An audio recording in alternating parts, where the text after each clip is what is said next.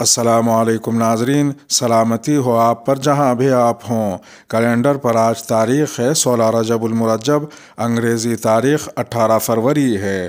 اپنے میزبان راہی حجازی سے عالمی خبریں سنیے۔ افغانستان میں 40 گھنٹوں کی محنت کے بعد بچہ زندہ نکال لیا گیا۔ جنوبی افغانستان کے ایک دور دراز گاؤں زابل میں 5 سال کے بچے کو گہرے کنویں سے 40 گھنٹوں کی محنت کے بعد زندہ نکال لیا گیا ہے۔ صوبہ زابل کے شوکاک گاؤں میں بالکل ویسی ہی امدادی کارروائیاں 2 دن جاری رہی جیسی 2 ہفتے قبل مراکش کے ایک گاؤں سے ایک بچے کو نکالنے کے لیے دیکھی گئی تھیں، تاہم مراکش میں اس بچے کو بچایا نہ جا سکا تھا۔ طالبان حکام سمیت سوشل میڈیا پر شیئر کی گئی ویڈیوز میں کنویں میں گرے حیدر نامی ایک بچے کو دکھایا گیا جو اپنے بازوؤں اور جسم کے اوپری حصے کو حرکت دے رہا تھا۔ ان ویڈیوز میں بچے کے والد کو یہ کہتے ہوئے سنا جا سکتا ہے کہ میرے بیٹے، کیا تم ٹھیک ہو؟ مجھ سے بات کرو اور رونے کی ضرورت نہیں، ہم تمہیں باہر نکالنے کے لیے کام کر رہے ہیں۔ لڑکا صاف آواز میں جواب دیتا ہے، ٹھیک ہے، میں بات کرتا رہوں گا۔ امدادی کارکنوں نے رسی کے ذریعے ایک کیمرے کو کنویں میں اتار کر ویڈیو بنائی تھی۔ مقامی حکام نے بتایا کہ لڑکا تقریباً 10 میٹر یعنی 33 فٹ نیچے پھنسا دکھائی دیا۔ افغان وزارت اطلاعات کے ترجمان کے مطابق ریسکیو ٹیم کابل سے بھی ہیلی کاپٹر کے ذریعے روانہ کی گئی تھی۔ افغانستان کے وزیر مواصلات خود بھی آپریشن میں شریک تھے۔ رپورٹس کے مطابق افغان وزیر دفاع مولوی یعقوب مجاہد اور انس حقانی بھی آپریشن کی نگرانی کر رہے تھے۔ تکمیلی تلبینہ، طاقت، صحت اور شفا کے لیے سنت اور طب نبوی کا بہترین نسخہ ابھی آرڈر کریں۔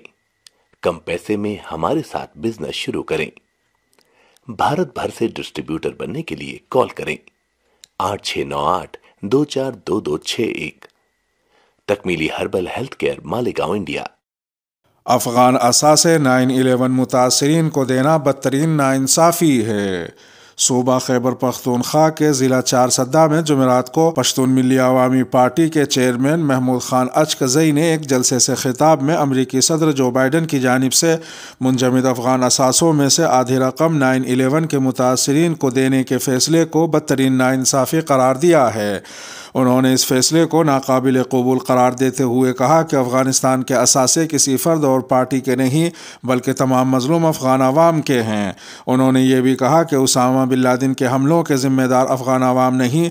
جب امریکہ اپنے شہریوں کی ہلاکتوں کے بدلے رقم لے رہا ہے تو افغانستان پر 40 سال سے جنگ مسلط کرنے والے امریکہ، روس، چین، عرب، یورپی یونین، پاکستان سمیت تمام دنیا افغانستان کی قرض دار ہے۔ ان کا مزید کہنا تھا کہ ان سب کو افغانستان کی تعمیر نو میں کردار ادا کرتے ہوئے افغان عوام، ان کے شہداء، زخمیوں اور دربدر ہونے والے افغانوں سے معافی مانگنی ہوگی۔ خیال رہے کہ پاکستان حکومت پہلے ہی امریکی فیصلے پر اپنے تحفظات کا اظہار کر چکی ہے۔ وزیر خارجہ شاہ محمود قریشی نے گزشتہ ہفتے ایک نجی نیوز چینل سے گفتگو میں کہا تھا کہ یہ منجمد اثاثے افغان ملکیت تھے اور ہیں۔ انہوں نے کہا کہ اس رقم کے استعمال کا فیصلہ کرنے کا حق صرف افغان شہریوں کو ہے۔ ادھر ایک دوسری خبر میں افغانستان کے لیے امریکہ کے نمائندے خصوصی تھامس ویسٹ نے کہا ہے کہ امریکہ کے پاس افغانستان کے معاملے پر پاکستان کے ساتھ مل کر کام کرنے کے علاوہ دوسرا کوئی راستہ نہیں ہے۔ تھامس ویسٹ نے افغان طالبان اور امریکہ کے درمیان امن معاہدے میں پاکستان کے کردار کو سراہنے کے ساتھ ساتھ یہ گلہ بھی کیا کہ اسلام آباد اکثر اوقات امریکہ کی تجاویز کو نظر انداز کر دیتا ہے۔ تھامس ویسٹ نے کہا کہ اگر پاکستان اس حوالے سے بامانہ اور تسلسل کے ساتھ اقدامات کرتا تو ہمیں افغانستان میں وہ حالات نہ دیکھنا پڑتے جن کا آج ہمیں سامنا ہے۔ تھامس ویسٹ کا یہ بھی کہنا تھا کہ افغان تنازع میں نظر آیا کہ جہاں پاکستان نے امن معاہدے میں امریکہ کے ساتھ تعاون کیا، وہیں کئی مواقع پر اس نے امریکی تجاویز کو رد بھی کیا۔ جہاز کی نچلی پرواز سے اسکول کی چھت گر گئی، پرنسپل پر مقدمہ۔ پنجاب کے ضلع چہلم کی تحصیل پنڈ دادن خان میں 16 فروری کو ایک جہاز کی نچلی پرواز کے نتیجے میں نجی اسکول کی چھت گرنے سے 7 بچوں کے زخمی ہونے کا مقدمہ اسکول کی پرنسپل کے خلاف درج کر لیا گیا ہے۔ پنڈ دادن خان کے رہائشی محمد اقبال جو واقعے کے وقت وہاں موجود تھے، انہوں نے انڈیپینڈنٹ اردو کو بتایا کہ ایک جہاز دن کے وقت نچلی پرواز کرتا ہوا تیزی سے گزرا، جس سے انتہائی اونچی آواز گونجی اور ہوا کے پریشر سے پتے اڑنے لگے، درخت ہلتے رہے اور ایسا محسوس ہو رہا تھا جیسے کوئی زلزلہ آیا ہو۔ گاؤں میں خوف و ہراس پھیل گیا اور اسی دوران اس اسکول کی چھت گر گئی۔ انہوں نے مزید بتایا کہ بچوں کی چیخ و پکار پر اہل علاقہ جمع ہو گئے اور بچوں کو نکالنا شروع کر دیا۔ کچھ دیر میں ریسکیو کی گاڑی بھی پہنچ گئی، جس پر شدید زخمی بچوں، جن کی تعداد 7 یا 8 تھی، ان کو اسپتال منتقل کر دیا گیا۔ تھانہ پنڈ دادن خان کے تفتیشی افسر نعیم شہزاد نے بتایا کہ اسکول کے جس کمرے کی چھت گری تھی اس میں 15 سے 20 بچے موجود تھے۔ کمرے کے کچے اور چھت بوسیدہ ہونے کی وجہ سے مسافر طیارے کی نچلی پرواز کے پریشر کی وجہ سے چھت گر گئی، جس کے نتیجے میں 7 سے 8 بچے اور اسکول ٹیچر بھی زخمی ہو گئی۔ اس واقعے کے حوالے سے assistant education officer Pind Dadan Khan مبشر حنیف نے بتایا کہ گاؤں میں ایک اکیڈمی تھی جسے سمینہ یاسمین نے بغیر اجازت ہی اسکول بنا دیا تھا۔ انہوں نے مزید بتایا کہ اسکول پرنسپل کے گھر گرفتاری کے لیے چھاپا مارا گیا، لیکن وہ گھر پر موجود نہیں تھی اور جمعرات کو انہوں نے عبوری ضمانت کروا لی ہے، لہذا ضمانت منسوخ ہونے پر ہی ان کے خلاف کارروائی کی جا سکے گی۔ انڈیا میں زیر حراست پاکستانی خاتون سمیرہ کو شہریت کا تصدیق نامہ جاری۔ پاکستان کے وزیر داخلہ شیخ رشید احمد نے کہا ہے کہ انڈیا میں زیر حراست پاکستانی خاتون سمیرہ کو پاکستانی شہریت کا تصدیق نامہ جاری کر دیا گیا ہے۔ انہوں نے مزید کہا کہ وزارت داخلہ نے شہریت تصدیق نامے کا مراسلہ آج وزارت خارجہ کو بھیج دیا۔ شہریت کی تصدیق کے ساتھ ہی سمیرہ کو نئی دہلی میں پاکستانی ہائی کمیشن سفری دستاویزات جاری کرے گا، جس کے بعد سمیرہ نامی پاکستانی شہری وطن واپس جا سکیں گی۔ وزیر داخلہ نے کہا کہ سمیرہ کے ساتھ ان کی 4 سالہ بیٹی بھی پاکستان واپس آ سکے گی۔ واضح رہے کہ چند روز قبل پاکستان کے سینیٹ میں مسلم لیگ نون کے سینیٹر عرفان صدیقی نے یہ مسئلہ اٹھایا تھا۔ انڈین میڈیا کے مطابق سمیرہ کا تعلق کراچی سے ہے اور سمیرہ کے والدین گزشتہ کئی برسوں سے قطر میں روزگار کے لیے مقیم ہیں۔ قطر میں سمیرہ نے انڈین نوجوان سے شادی کی اور شوہر کے ہمراہ بغیر ویزے کے 2016 میں انڈیا میں داخل ہوئی۔ کچھ عرصے بعد انڈین حکام کی جانب سے دونوں کو گرفتار کر لیا گیا۔ شوہر پر انہیں بغیر ویزا انڈیا لانے میں سہولت کاری کا الزام تھا۔ قید کے ابتدائی دنوں میں ہی جیل میں سمیرہ کی بیٹی پیدا ہوئی تھی۔ انڈین میڈیا کے مطابق کچھ عرصے بعد سمیرہ کے شوہر کو ضمانت پر رہا کر دیا گیا۔ شوہر نے رہائی کے کچھ عرصے بعد سمیرہ سے رابطہ ختم کر دیا۔ 18 نومبر 2021 کو نئی دہلی میں سمیرہ نے پاکستانی ہائی کمیشن کے افسران سے ملاقات بھی کی تھی۔ سمیرہ کے ڈیپورٹ ہونے میں واحد رکاوٹ حکومت پاکستان کی جانب سے ان کی پاکستانی شہریت کا سرکاری تصدیق نامہ تھا، جو اب جاری کر دیا گیا ہے۔ سعودی عرب میں اب خواتین مکہ اور مدینہ کے درمیان ٹرین چلائیں گی۔ سعودی عرب میں موجود ایک ریل کمپنی کا کہنا ہے کہ خواتین کو بطور ڈرائیورز بھرتی کرنے کی 30 آسامیوں پر اسے 80,000 درخواستیں موصول ہوئی ہیں۔ بتایا گیا ہے کہ منتخب ہونے والی خواتین کو 1 سال کی تربیت دی جائے گی اور وہ مسلمانوں کے مقدس ترین 2 شہر مکہ اور مدینہ کے درمیان چلنے والی ہائی اسپیڈ یعنی تیز رفتار ریل گاڑیاں چلائیں گی۔ یہ پہلی بار ہے کہ اسلام پسند مسلمان سلطنت میں خواتین کی اس قسم کی ملازمت کے لیے اشتہار دیا گیا ہو۔ ہسپانوی ریلوے آپریٹر کمپنی کے حوالے سے گزشتہ روز بدھ کو بتایا گیا ہے کہ امیدوار خواتین سے تعلیمی پس منظر اور انگریزی زبان میں مہارت کا آن لائن جائزہ لیا جا رہا ہے۔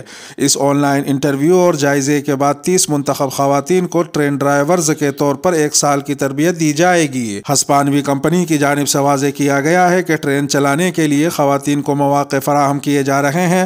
تاحال 80 مرد ڈرائیوروں کو ٹرین چلانے کی مہارت حاصل کرنے کے بعد ملازمت فراہم کر دی گئی ہے، جبکہ مزید 50 زیر تربیت ہیں۔ ادھر ایک دوسری خبر میں سعودی عرب کی خواتین فٹ بال ٹیم تاریخ میں پہلی بار انٹرنیشنل میچز کھیلنے مالدیپ پہنچ گئی ہے، جہاں ان کا پہلا مقابلہ افریقی ملک سیشلز کی ٹیم سے ہوگا۔ عرب میڈیا کی رپورٹ کے مطابق ایسا پہلی بار ہو رہا ہے کہ سعودی خواتین فٹ بال ٹیم انٹرنیشنل میچز میں حصہ لے رہی ہے۔ ٹیم مالدیپ پہنچ چکی ہے۔ 20 فروری کو پہلا ٹاکرا سیشلز سے ہوگا اور 24 فروری کو سعودی ٹیم مالدیپ کی خاتون فٹ بال ٹیم سے ٹکرائے گی۔ واضح رہے کہ CNN کی رپورٹ کے مطابق مشہور سعودی سیاسی تجزیہ نگار ترکی الحمد نے اپنی ایک ٹویٹ میں کہا تھا کہ سعودی عرب میں وہابیت کی ضرورت ایسے ہی تھی جیسے مسیحی مذہب میں لوگوں کی ذہن سازی اور آئیڈیالوجی بنانے میں پیورٹنزم کی تھی۔ جس طرح برطانیہ اور امریکہ کی بنیادیں مضبوط ہو جانے کے بعد وہاں پر پیورٹن یعنی ذہنی تطہیر کا کام ختم اور مقصد پورا ہو گیا تھا، بالکل اسی طرح سعودی عرب کو بھی اب وہابیت کی ضرورت نہیں رہی، کیونکہ اس کا مشن پورا ہو چکا ہے اور اب یہ صرف تاریخ ہے۔ اور اب وقت ہے تکمیلی تلبینہ انعامی سوال کا۔ آج کوئی سوال نہیں، آج بس یہ اطلاع کہ کل جمعرات کو قرآن اندازی کی گئی تھی جس میں 5 خوش نصیب افراد 500 روپے جیت چکے ہیں۔